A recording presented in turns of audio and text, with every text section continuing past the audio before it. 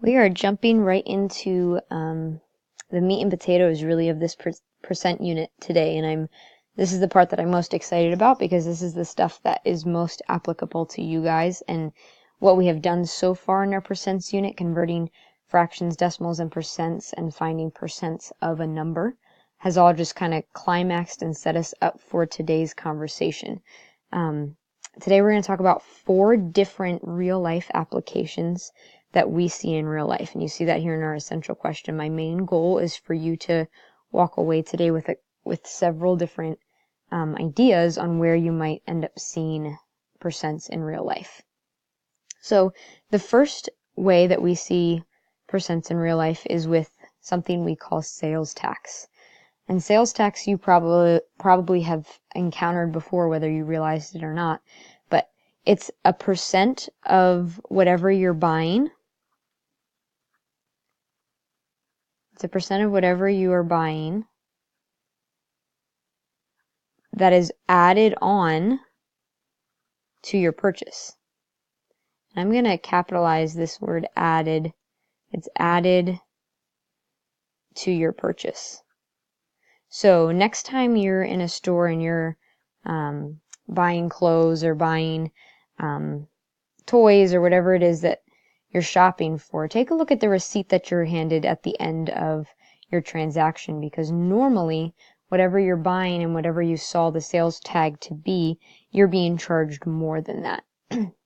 So in the state of Pennsylvania, sales tax is something that's determined by the state.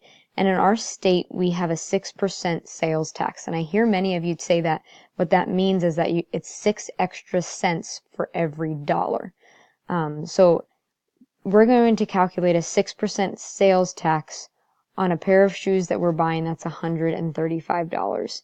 So this is why we needed to start with finding the percent of the number, because really what we need to do is find 6% of 135, because sales tax is calculated on the basis of whatever you're buying.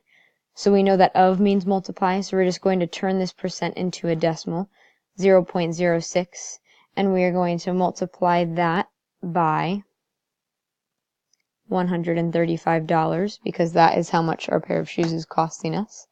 And so if I do that multiplication, I get, if my calculator will work, $8.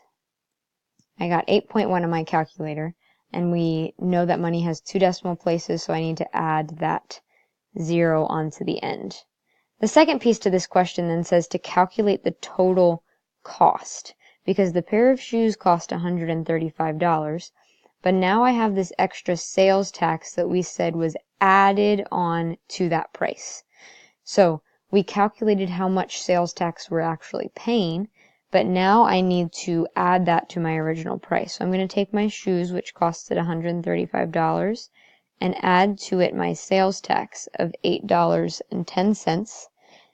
And I'm going to get that the cashier who's working is going to tell me that I owe $143.10. So that's a little glimpse on sales tax. Again, really the math process is going to be very similar. We just need to develop an understanding of what each of these words mean so we know what to do with them when we're asked a question about it. So the next real life percent usage we're going to talk about is tip. And we talked about this a little bit in class already. Tip is something that you give to a waiter or a waitress when you're at a restaurant or you're eating out. And really, you don't just make up a dollar amount that you want to give. Tip is calculated by percentages. And just something that you need to keep in your back pocket. Usually a standard tip is anywhere from 15 to 20% of your bill. That I think is just culturally what we have established here in the United States. Depending on where you go and depending on who you're with, they're going to tip differently, and that's kind of a decision that you get to make for yourself. But in this range is usually what I tend to use when I go out to eat and when other people have talked to me. So again, tip is calculated, it's a percent of your bill that is again added to your cost.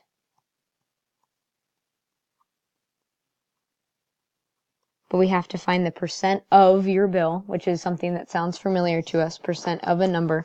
We need to find that percentage and then add it to our total cost. So in this scenario, we're going to calculate a 15% tip on a restaurant bill that cost $54.96.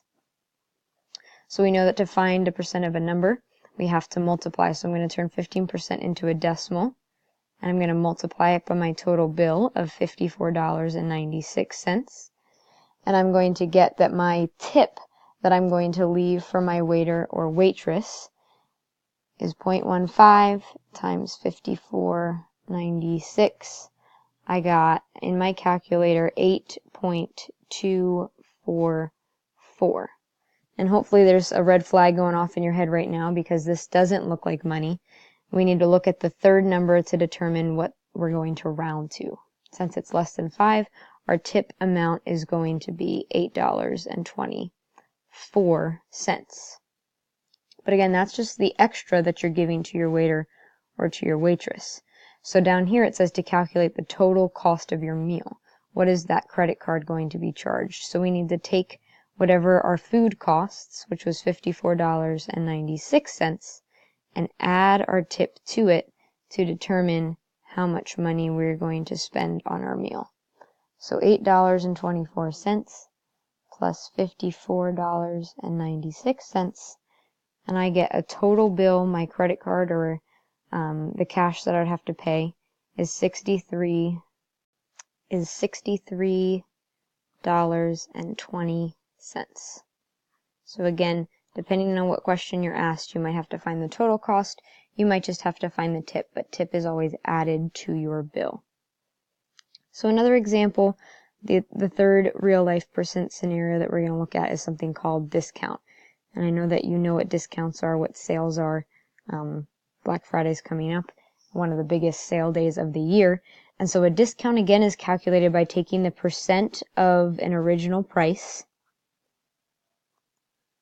And this one is a little different than the others. You're taking the percent of an original price, and to find the discounted price, you subtract from it because you're saving money. So I'm again capitalizing that because that is our key here. We're subtracting from it. But the original math that we're doing is going to stay the same. So in this scenario, we're buying a coat that is 35% off. So there's a 35% discount, but it originally costs $129. So our first task is to find the percent of the coat, of again meaning multiply. So I'm going to turn my percent to a decimal, 0.35 times 129. And what this number is going to tell me is just how much money the discount is worth. So when I do this calculation, I get $45.15. Now the mistake that some students will make is that they'll now think that this is the new cost of the coat. But all that we have done right now is calculated the discount. So this is how much money you are saving. So in order to determine our total cost, we need to take the original cost, which was $129, and subtract the discount amount, $45.15. That will determine for us what the new cost is. And when I do that calculation, I get $83.85 as my new discounted cost. That's what we would be paying at the register.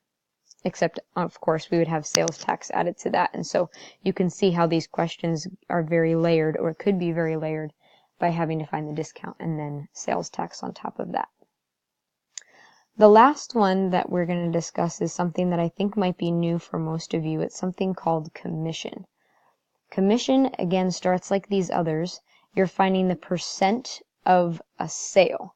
Commission is something that you could get a job that pays by commission based.